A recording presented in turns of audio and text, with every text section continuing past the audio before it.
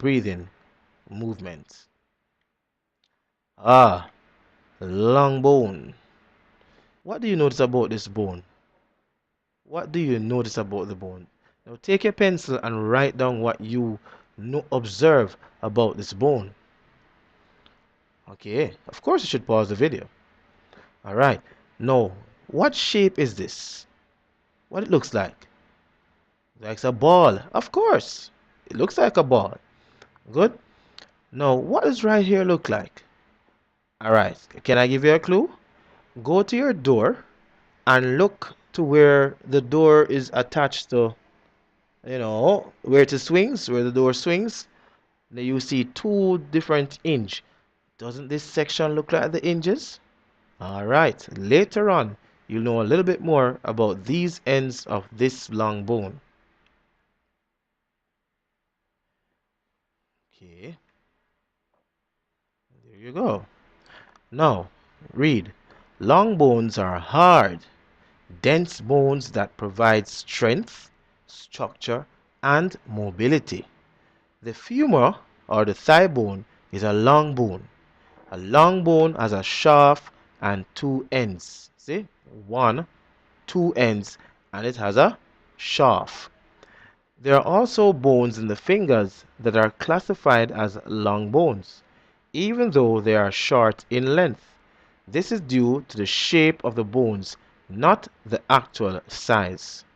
So, the shape of the bones has a lot to do with the term long bone.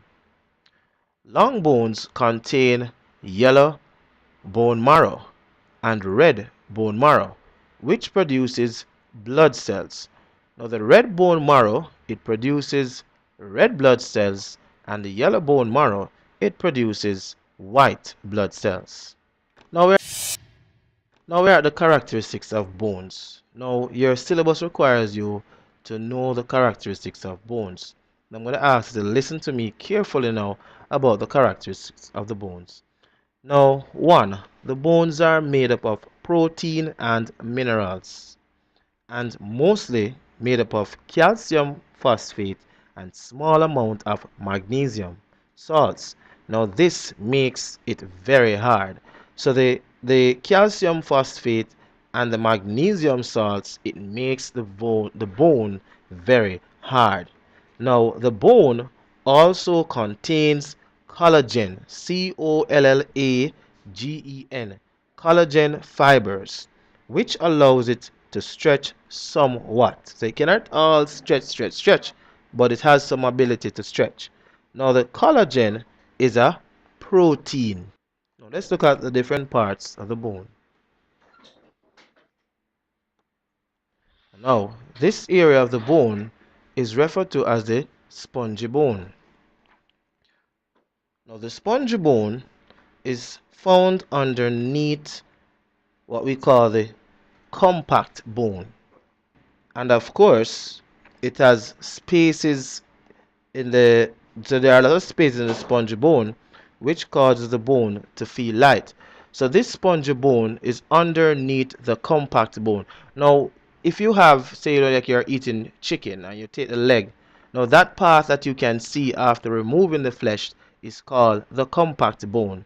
Now those of you like myself who love to eat bones, when you chew that bone and you that like little red area inside there, you see the space inside there, that is referred to as spongy bone. And of course, you notice that the bone is light even though it looks hard on the outside. Yes, it is a spongy bone that causes the bone to become or to feel light. Now, the space right here is occupied by the red marrow. And of course, we told you that the red marrow is basically the section that produces the red blood cells. And of course, as we mentioned earlier, the compact bone, the part that you can actually what? See. Now, what color is this? Yellow. So that is referred to as the what? Yellow marrow. Now, of course, the yellow marrow, what it does, it produces white blood cells. Now, you who try to pronounce this word. Now, P, Rio, stem, stum. Now this section now is what really covers the entire what? Bone. So this section covers the compact bone. Alright? Good. And of course, at both ends of the bone, you'll find the what? Cartilage. Now, cartilage is much softer than the bone. Now, that is one difference between the bone and the cartilage. The bone is much harder because of the mineral salts, but the cartilage is much what? Softer because it doesn't have any mineral salt. Now, the cartilage contains collagen, which remember it's a protein similar to what the bone contains that allows the bone to what? Stretch a little. So guess what? The cartilage can stretch a little. It is found on the ends of the bone. Now, cartilage is what? Smooth. Now, if you were at, you must have seen a chicken bone. Many Jamaicans tend to love this part of the chicken bone. Now, this bone is not a chicken bone, bear in mind. Alright? It's a human bone. It's the femur. So remember now, the cartilage reduces friction. Now, I want you to do something for me. Now, take your hands and rub it against each other for about 10 minutes. Rub it fast, fast, fast, fast, fast, fast, fast. What you noticing? Yes, getting what? Hot. Now, can you imagine if the bones were to rub against each other? Huh? Guess what? They will damage what? Very quickly. So the importance of the cartilage is to protect the bone, to prevent the bone from getting what? Damaged. Now, cartilages are also found in the what? Ears and the nose. Now we're going to look at locations of tendons.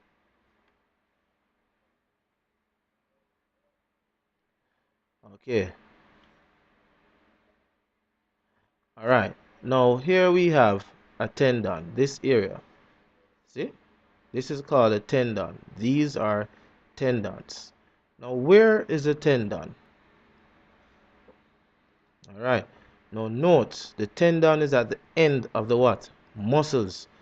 Now what do you think the function of the tendons is? Now the function of the tendon is to attach the muscle to the what? Bone. So you can see right here that this tendon is attaching this muscle to the what? Bone. And right here is attached these tendons at the top here is also attaching the muscle to the bone.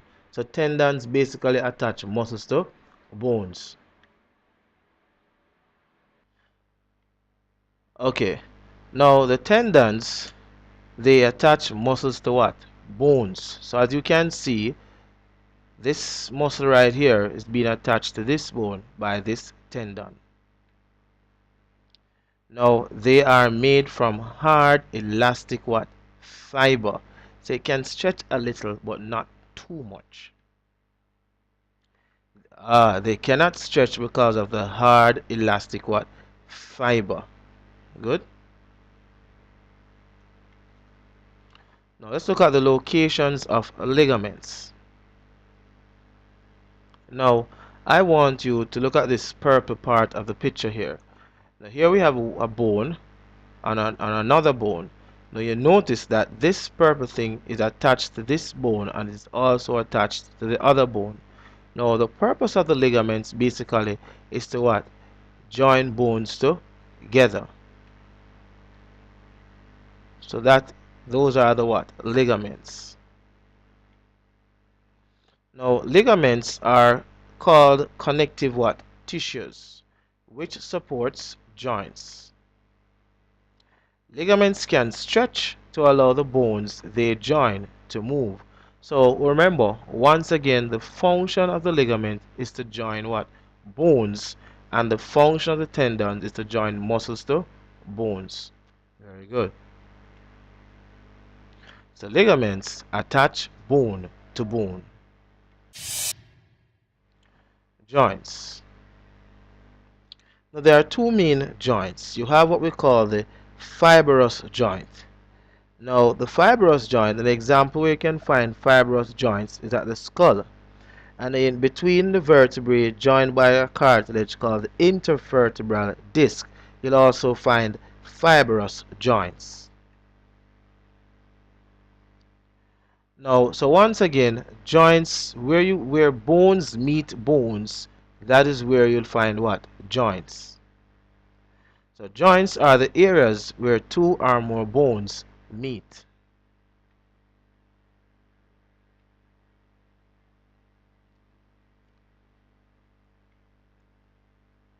Now, one type of joint is the hinge joint, and there are two locations where you can find hinge joints.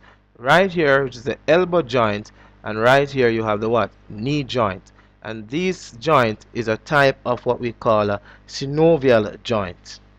And synovial joints are found where two bones need to move what? Freely. So guess what? The elbows, they have to move what? Freely. And so is the what? The bones that are attached at the knee. Good. Now the hinge joints allows movement in one plane. Now pay attention to this clip. Now notice the hand is bent downwards and upwards.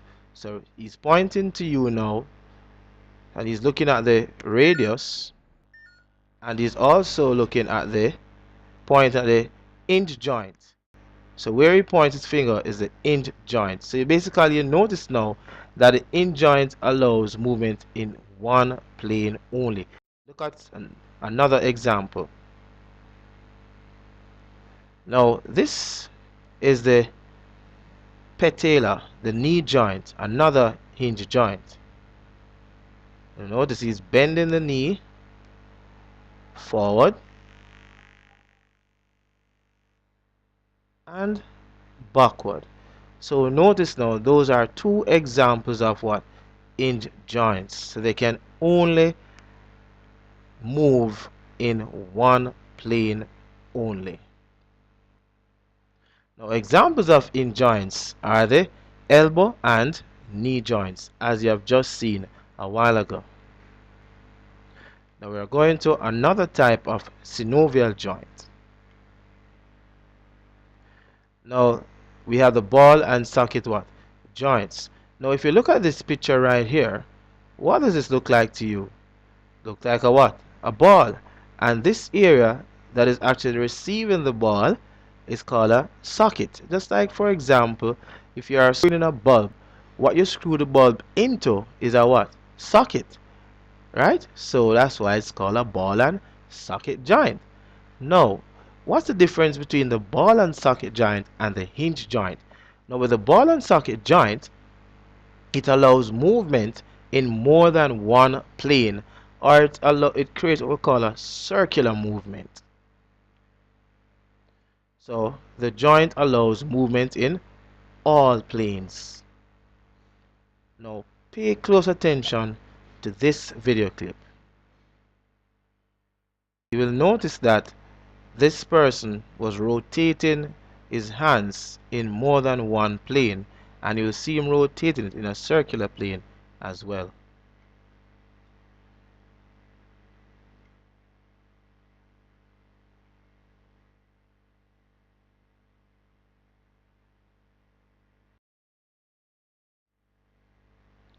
Now here we have the synovial joint, and you notice we have bones meeting bones, and once again at the end of each bone you have the what? Cartilage. Now this pink looking area is called the synovial what? Fluid. Now this synovial fluid, it lubricates the joint, so that it moves what? Smoothly. So it lubricates the joint so that the joint itself moves smoothly. So smooth movement of the limbs will take place at the synovial what? Joint. And this fluid is made and kept in place by the synovial membrane. Alright, so once again, examples of the synovial joint are the elbow joint and the knee joint.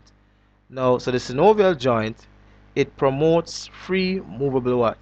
Joint, and the synovial membrane encloses a liquid called the synovial fluid. And this fluid serves as a lubricant and can also help to reduce friction. So both synovial fluid and cartilage helps to reduce friction. Now we're going to look at the muscles. Now the name of this muscle is the bicep muscle. Why you think it's called a bicep muscle? Because it has what? Two tendons. Now once again we have the tendons joining the muscle to the what? Bones, as you can see. Now here we have the origins from a scapula. Now you might be asking, where do we find the bicep muscle? Now the bicep muscle, if you were to lift your hand, that part of your hand which bulges, right? So I'm going to ask you to lift your hand and look at the part that bulges. Now that part is called the bicep muscle, which will be this muscle right here. So when you bend your hand upwards and the part that bulges, that is the bicep muscle. But at that time the muscle is basically what? Contracting. Good. Now the origins now is the area where the tendons join the bones, which allows no movement at all. So origin simply means where place where bones are fixed to tendons, which do not allow much movement. And insertions are the means that the tendon is attached to the bone which moves the most. So this bone here, the radius, good, moves more often than the bones in this girl right here. So what it means that insertions basically mean the tendons are attached to bones which moves the most, and the origins is where tendons are attached to bones which do not move so often. Now of course you know the name of this bone, which is the what? Humerus. So once again the biceps basically is found on the upper limb, your arm. And the name of this bone here is the scapula. And then once again you have the shoulder joint right here, which is where the scapula joins the humerus. And then you have origins from the scapula and the what? Humerus. Now, and of course right here you have the elbow joint and you have insertion on the what? Ulna. Now which muscle is this? That is called the triceps. Now why it's called the tricep is simply because it has three tendons attached to the scapula. Good? Or two tendons attached to the scapula and one to the ulna. Now note where the tricep muscle is. Still your upper arm. Now when you bend your hand, you can put your fingers underneath the biceps and the muscle now. So if you're rubbing your hands to put your finger at your elbow and then you move it all the way along. Now that area below right there is called your triceps. Now when you're to extend your hands forward, you realize that the bicep relaxes, the bulge goes down, but the tricep will also what? Will contract at that time to allow your hands to be what? Extended. So we're going to now look at the antagonistic muscles.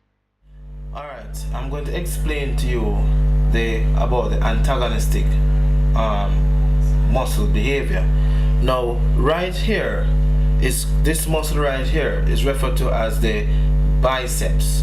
And the muscle right here, as you can see, look carefully, right here is referred to as the triceps. Now as I lift my hand, the bicep contracts while the tricep relaxes. So both of them are carrying out two separate actions, but they are working in opposition to each other. So while this is contracting, this one is what? Relaxing. Now when I lift my hand, this is called otherwise called the flexor muscle. So sometimes they will refer to the biceps as a flexor muscle, and they refer to the triceps as an extender muscle. So once again now, when this muscle contracts and this muscle relaxes, they are working antagonistically to each other, and that's why they are referred to antagonistic muscles, because they do opposite actions at the same time. So this contracts while this one relaxes. Now when I extend my hand, as you look carefully, what happens? The bulge is going what? Down. So basically the bicep begins to relax while this muscle, basically the tricep, contracts. So once again, they're doing two different actions opposite, while one contracting, the other relaxing. So because they're working in opposition to each other, they refer to it as antagonistic muscle. Basically just like the PNP and the GLP, two parties working opposite to each other. So they're antagonistical parties, so to speak. So if I want to call the bicep the GLP and the tricep the PNP, so they are doing two different actions. Okay, at this moment we're going to now go straight into our quiz. Number 1, what runs through the center of the vertebral column? Number 2, where can you find sutures in the human skeleton? Number 3, what is meant by synovial joint? And number 4, describe two features of the elbow joint which help you to move smoothly. And of course, we have come to the end of another Human and Social Biology, created by Ronique Bernard. Please do remember to call me to give me the answers for the quiz itself. Now remember how to use this video. Many students tend not to remember everything, and then they say that they do not understand. So my advice to you, all students, is that while you're watching this video, all you simply need to do is to pause the video in different intervals. For example, when I'm finished giving a particular explanation, you simply write it down. Write down the notes. So don't just watch the video only and leave it at that. You are to make notes. So you listen to what I'm saying and you record what I've said. You look at what I've shown you and you record what I've shown you. And guess what? At the end of the lesson, it's best also to write a summary based on everything you have just learned from this lesson. And once again, the instruction to you are to carry a summary or a report of this lesson to your teacher. Thank you very much. They could take the youths and bring them back into the schoolhouse. Education was saying go get your education, me a beg you no revise where you learn from class, me a tell you no. Cause it's not hard, it's a task, just give yourself a chance and yes, say that you grasp where them tell you no. Go get your education, me a beg you no revise where you learn from class, me a tell you no. Cause it's not hard, it's a task, just give yourself a chance and yes, say that you grasp where them tell you no. Now the machine a better, you go the machine instead of you dep on the corner and I get your head machine. The little youths them nowadays, them need to learn, to love, to read and recognize for your survivor education and the key youth. From George's, KC and JC, Valley Campadon, Meadowbrook and Papine, Calabar and Dunwoodin, till read the news about the pick up the two cause of the books so no fi read and so get your education, me a beg you no revise where you learn from class, me a tell you no, cause it's not hard, it's a task, just give yourself a chance. And yes, he said that you grasp when them tell you no. Go get your education, me I beg you no. Revise what you learn from class, me I tell you no. Cause it's not hard, it's a task, just give yourself a chance. And yes, he said that you grasp when them tell you no.